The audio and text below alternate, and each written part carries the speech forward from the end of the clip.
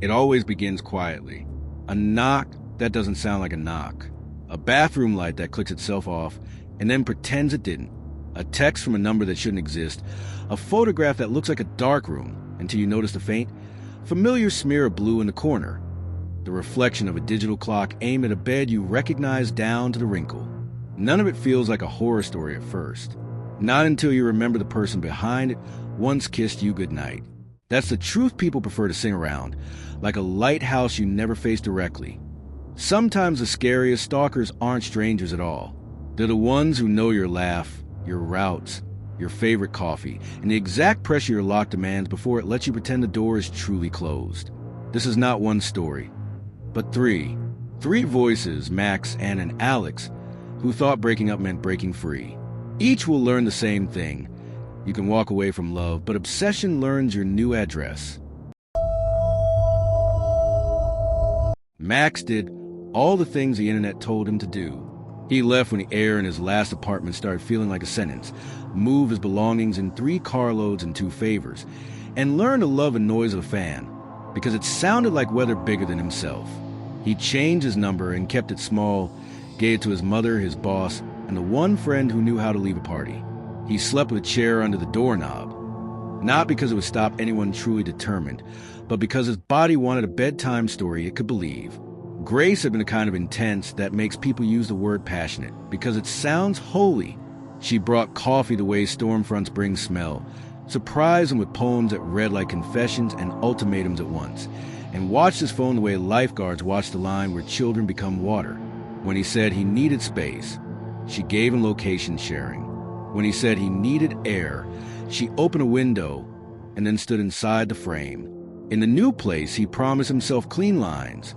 1 couch, 1 table, 1 shelf with exactly the books he would read again. Emptiness made movement obvious.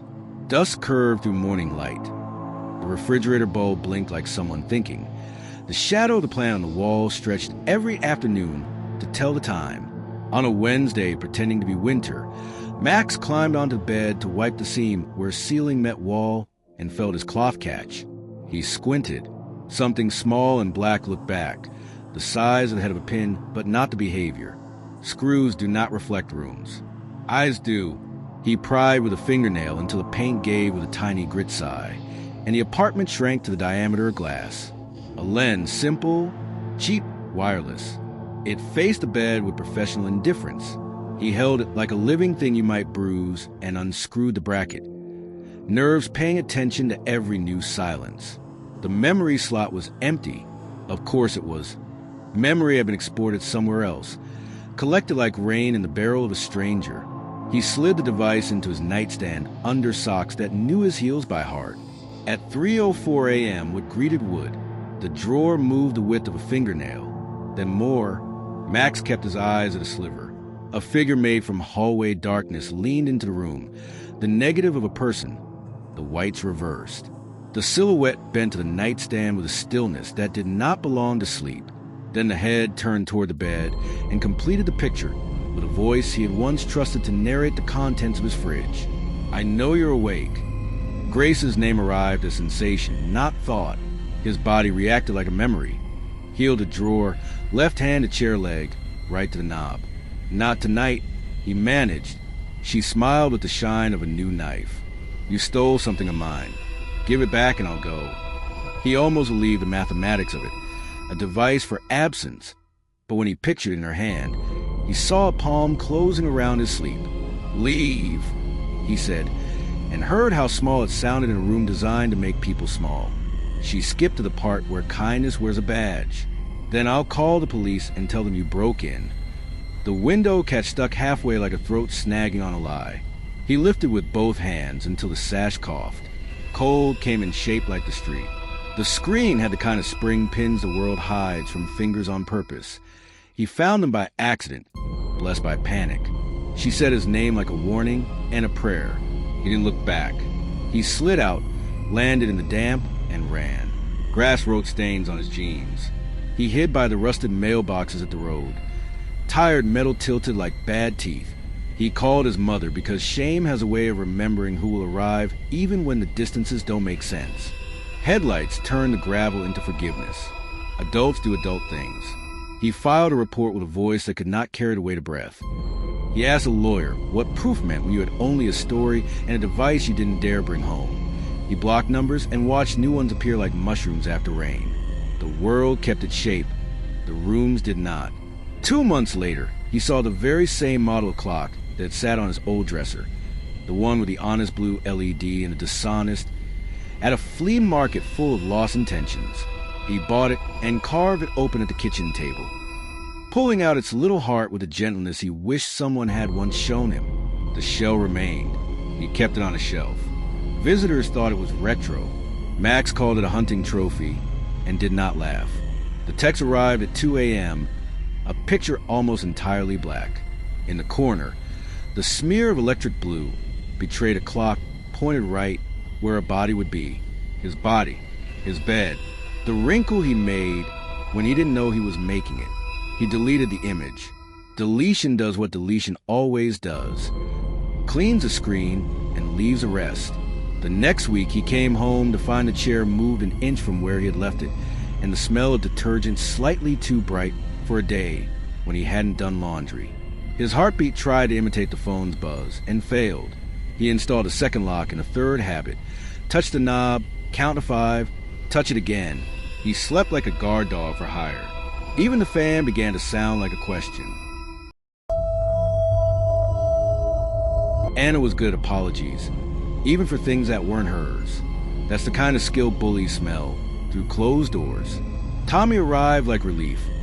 Good mornings before she woke. Good nights before she asked, "You home safe?" Before she was even in the car. It felt like someone holding her breath for her. It felt like a hand at the small of her back, steering her toward a chair. Love's most convincing costume is usefulness. The first time he asked to share location for safety, she said yes because safety is the syntax of love. The first time he held her phone and scrolled notifications as a joke, she laughed because laughter is cheaper than argument. The third time he proposed a tracker with a brand name and a monthly fee. The metal in his voice revealed itself, and her no arrived like a bird banging the glass. The house remembered the sound for days. He cried when she left, then went silent. People use silence as a kind of fermentation. In some men it ferments into entitlement. She blocked numbers. She bought a new lock that did not send its secrets to the sky. They recognized each other by accidents you don't plan. 2-pin window screens that drop if you breathe wrong. The 3:04 a.m. drawer whisper. The blue smear of a digital clock. The tidy block print that pretends to be help. They decided to meet once in a place that could be pointed to on a map and forgotten by memory. A rental on the edge of town where the brochure called it rustic and the floor called it learned. Porch swing. Scrub counters. Ceiling fan like a hanging star. The listing included a yellow sentence about the basement. Storage only. Locked. They arrived with ordinary things. Coffee, bread, a scanner that whined like a toy siren. Max checked outlets, the ones that hummed and the ones that sulked. Anna tilted the fan's polished hub until it reflected all three of them as smudges. People only polish what they want to see themselves in, she said, and the sentence stayed. For an hour they did domesticity on purpose. Butter that melted correctly. Laughter at the right volume. Stories told in daylight. When silence came, it did not close the room. It opened the floor. Somewhere below them a heavy something dragged across wood. They found the door the way you find a secret, by following where the air gets colder. Padlock. Brass rubbed bright by faithful hands. Max said we shouldn't, in the voice you use when a younger version of you needs saving. Anna said we should, because some locks are instructions and some are confessions. Alex listened to the ceiling for footsteps that didn't belong to them and heard only the timber learning their names. The metal gave like a coin, refusing to pay. The smell rose, damp plywood and sweet rot. The perfume of fruit that waited too long to be chosen. Stairs went down into measurable cold.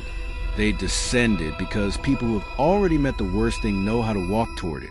The basement refused theatrics. No hissing pipes, no chains. It presented itself like a clinic. Benches in right angles, spools of cable hanging like obedient vines, a grid of screens glowing a stubborn grayscale along the far wall. Rooms observed other rooms. Empty beds slept without people. Hallways practiced darkness. A kitchen in another town steamed politely while a kettle forgot to whistle. 3 feeds showed ghosts of their own lives. Max's old dresser with the honest clock and the dishonest, Anna's bedroom lamp that had practiced turning itself off, Alex's blister plaster hallway. They stood shoulder to shoulder, as if a little friction could change the resolution. On a shelf sat the devices that had become a language. Smoke detectors with pupils, outlet plates with ears, fans with polished eyes, clocks that told 2 truths at once. Each device wore a label an engineer would find beautiful. Date, model, MAC address, and a neat block signature that had pretended for a long time not to be a name. The upper left monitor flickered. A cursor appeared, the ghost of a hand. White letters formed. Hello. The word waved like a neighbor. Max reached for the power strip, as if symbolism could be fast enough. Footsteps sounded above them, soft, competent, paced. Not a chase, an appointment. The basement door opened with hinge etiquette. A man in gray fleece stepped down 2 stairs and stopped as if noting attendance. His hands were visible and empty, his smile the kind used by people paid to smile. This area is restricted, he said in a voice shaped like a policy. I'll need you to come upstairs. He was not angry. He was procedural. Call, Anna said without turning. Alex did. The man tilted his head toward Max the way people tilt at birds that aren't afraid. Careful, he said. People get in trouble when they touch what isn't theirs. In his mouth. Even the truth sounded like theft. The police came because the scene photographed well. Statements were taken in a language that made fear sound organized. Devices went into clean plastic bins and looked guilty for it. Gray fleece went in cuffs with a face that had practiced not making faces. Names were exchanged like receipts. The name meant less than the system tucked behind it. Outside, day had the blue that happens after breath is held too long. Neighbors performed shock for cameras and boredom for themselves. A platform sent apologies with gift codes attached. Shiny is what you give when you can't afford time. The last monitor to go dark showed a fan revolving over a bed in the polished hub. For half a second, the reflection of 3 figures standing close enough to pass electricity. Justice looked best on paper. There were hearings and continuances, and phrases like preponderance and credibility that sounded like furniture. Other basements existed. It turned out other screens, other hands. The world was full of clinics pretending not to be theaters. Max, Anna, and Alex went back to their lives, which is to say they went forward into smaller, careful versions of them. Max moved because rituals matter. He set the chair by the door and told his body a bedtime story with legs. He adopted a sheltered dog who looked like seriousness and named her Mercy, aiming higher than he could reach. When the dog stared at corners, he said, "What do you see?" and waited long enough to learn the answer was usually nothing. He kept the window cracked even in winter, so the night would smell like night and not like rooms. Anna collected competencies. How to change a deadbolt in 17 minutes. Which screws belong to vents and which belong to the mouths vents grow. How to ask for full names and verify them without apologizing for the asking. She dated like a pilot interviews co-pilots. She practiced saying no as if it were an instrument, daily, imperfectly, louder. Alex trusted schedules. He made eggs the same way every morning and allowed the simple miracle of water to boil mean something. He kept the Polaroids in the freezer until one evening he took them out, felt the cold leave them, and slid them into the trash without giving the moment a photograph of his own. He didn't buy another plant. He waved at the neighbor's dog like a man paying tithe. They met once a month in a bright cafe where cameras were obvious and coffee was loud.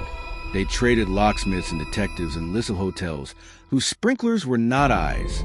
They spoke about movies and weather and the ways people say sorry without saying it. When conversation circled the center of the story, they let it go. She practiced walking into her apartment like returning to the stage. Lights, keys, purse, phone, breathe. For a week the rooms were hotel crisp. Then the messages from almost numbers started. She did not answer. She did not tell her friends, because a part of her did not yet believe she deserved the size of her fear. On the 10th night, she woke to presence. That's the word for when a room has more person in it than it did when you fell asleep. The lamp was off when it had been on. The chair she'd wedged beneath the handle had been set back in its place like a lesson learned. Her breath felt counterfeit. Hands slid along her ankles with the intimacy of thunder. She screamed, and the scream broke into bargaining, because that is what people do when stories go past the part where they have rules. Tommy's face rose out of the dark with the slow inevitability of a lighthouse you're trying not to see. "Sure," he said, like quiet were a blanket he could tuck. "I'm not here to hurt you. I want to talk. I have a key for emergencies." The word emergency hung in the air like a lie that wanted to be believed. He sat at the edge of her bed and explained her life back to her in a voice that could have sold insurance. She nodded and promised, and nodded again, and the night finally let go of the room. When the door closed, she called the police because she knew the synonym that made them come. Inside, officers arrived with the smell of winter on their jackets and treated fear like paperwork. Words like restraining order and evidentiary standard landed on the table like metal cutlery. The next day, she changed the lock and put the old one in a drawer with the dead phones and the photos that had learned too much. At noon, an envelope slid under her door like a tongue tasting a story. No stamp, just her name in the handwriting that used to write birthday cards. Inside, a Polaroid of her in profile at the sink, hair lit like the wick of a candle. She checked the kitchen frame, the bathroom vent, the smoke detector. In the white belly of the detector, a green light blinked a heartbeat. She taped over it because tape had become a sacrament. She began to notice how many eyes a room can have. Sprinklers, peepholes, thermostats, the black coin of a router LED. Every that was a pupil until proven otherwise. She grew fluent in screws. A week later, a note waited under her wiper blade. For words, block printed, no punctuation, asterisk better without the beard star. She did not wear a beard, and yet the world had the audacity to whisper preferences to her windshield. She laughed at the wrongness because the alternative was crying to correctness. If he could leave a note for anyone, he could choose a car that wasn't anyone's. She started running early in the morning when the city hadn't remembered its faces. She learned the kindness of routine. She learned to lock the door once and say out loud, "Once is enough," because rituals are bridges we build between the people we were and the people we have to be. At night, she kept a knife under the pillow, not because she meant to use it, but because metal has its own gravity. The blade didn't make her brave. It made her heart take smaller steps. On the second Tuesday of a month she would later call the Gray Month, she woke to tapping that belonged inside walls. Soft, exploratory, like a fingernail asking for a yes. She sat up and listened until listening became the only part of her that moved. When the sound stopped, she turned the lamp on and left it on until morning. Light does not save you. Light gives you something to look at while you save yourself. Alex used to believe in fresh starts the way people believe in new shoes. Wear them long enough and the ache becomes memory. He left Marissa with a duffel, a dog-eared list of resolutions, and a superstition that if he didn't say the city's name again, the city wouldn't remember him.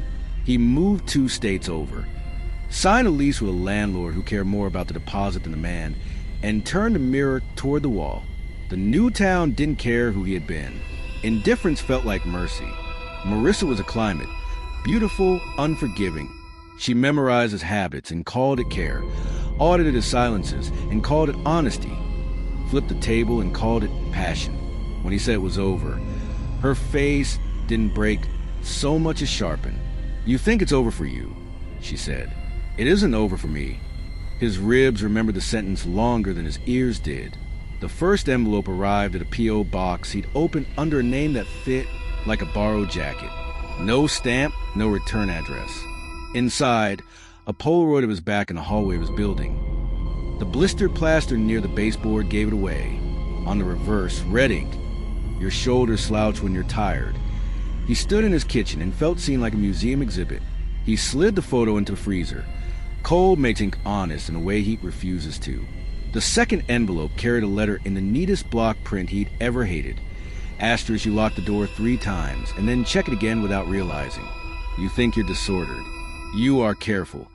Asterisk, the sentence felt kind and therefore dangerous. He laughed because laughter is a shield with air in it. He moved again, another lease, another mirror hiding its face. He grew a beard, then took it off, then put it on again like trying on different versions of himself. He bought a phone that did less and congratulated himself as if minimalism were armor. Months went quiet. He let small pleasures out of their rooms. A plant thrived on his sill, like a green hand telling him to stop. He went on a date and sat with his back to the wall, because bodies can be their own furniture. One morning, a sticky note sat centered on his front door like an exam answer. I don't like the beard. He had shaved in spring.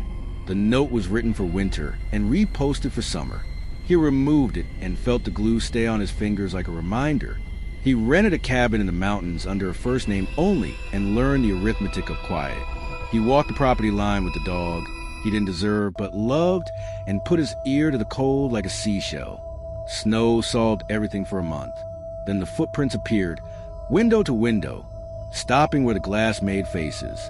He told himself there were old prints made new by thaw and freeze. He told himself that because the true sentence would not let him sleep. When he came back to a place with neighbors, he chose a house that announced itself with flags and trucks like statements. Strength as a lawn ornament. He slept better. He stopped opening the freezer to check on the Polaroids. He let the television speak after dark. He said softly to the empty kitchen, "Maybe it's over." The next day, he found the old boardwalk photo strip, him and Marissa laughing like people whose laughter wasn't rented. Taped to his windshield, her eyes had been stitched longer with a pin. He didn't move again that week. He merely learned the exact weight of carrying yourself from bedroom to bathroom when you're not sure which room has a camera. Patterns repeat when you widen the frame. Max found an online forum where survivors passed batteries in the dark, lists of screws to check, common camera models, the best kind of tape. Anna read without commenting and memorized the shape of sentences that didn't apologize. Alex lurked like the moon, present without admitting the ocean cared.